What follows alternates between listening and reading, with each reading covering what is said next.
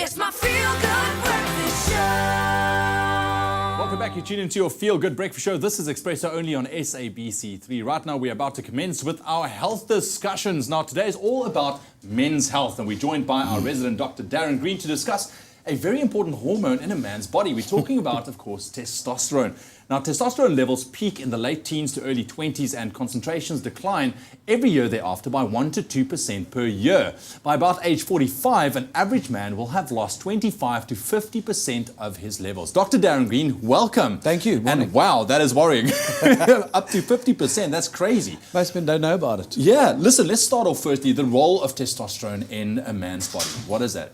Well, firstly, a lot of people don't know that it's an anabolic steroid. When they hear the word anabolic steroid, they think gym and injections, there we and go. muscles. Yeah, but it's a natural It's a naturally thing, occurring, what's called an androgen, a male sex hormone, that's responsible for a lot more than just your libido and your muscle mass. Okay. It's something that we need during childhood years, for example, for the development of the testes as well as the penis. As you move on later, the deepening of the voice and the hair on the chest. And of course the beard that's starting to prickle out as well. That becomes quite apparent. And then obviously it has other functions with your muscle mass, your total muscle mass and your bone regulation, your bone mass. Yeah. So with strength training and all that, that becomes quite important. But its other function is obviously things like sperm production, and then the red cells of the body, which obviously are one of the important cells in oxygen-carrying capacity, are also stimulated. Their production is stimulated by testosterone. So let's talk about low testosterone levels for a second.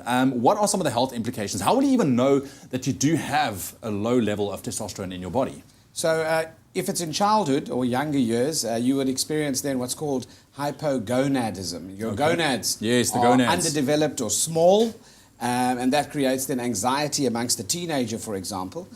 You can think that later on it can cause significant health problems like uncontrolled weight gain. So your waist circumference becomes more. The traditional boop is often an early sign. And then we have things, for example, like your mood that becomes depressed, your energy levels drop, your physical strength can also drop in terms of your muscle carrying ability, obviously. And then along with that, you can get the mood symptoms and behavioral complications of low testosterone, which are things like depression, for example, and basically also then insomnia and things like that. Now, as let's say you are well into your later years as well, I mean, you have experienced a drop in testosterone. I mean, what should you do? Can you do anything? Is there anything that you can do? I mean, what are some of the treatments available? There's so many different causes, and you mentioned naturally the progression is to start dropping your testosterone levels from the age of 30 onwards. So what you need to do is, if you experience any of those symptoms, your testosterone levels can actually be measured and checked. What is interesting to note is it needs to be taken, the bloods need to be taken in the morning between 7 and 10 a.m., because that's the time when you get the most accurate representation of what's going on with your cycle. And obviously you'd get then primary causes of this hormone dysfunction. In other words, where you might have a genetically born problem where you can't manufacture enough testosterone, or it could be secondary to other medical problems or conditions, like in women, for example, polycystic ovaries or that syndrome, Klinefelter's, which is a genetic mutation as well. So, the different causes, but primary, secondary causes, to look at what are reversible and treatable causes and take it from there. Okay, well, we're going to take a look at the opposite end of the scale in just a little bit in terms of very high testosterone levels and how you deal with that. Right now, let's continue with your Feel Good Breakfast Show for a second. Here's Zoe.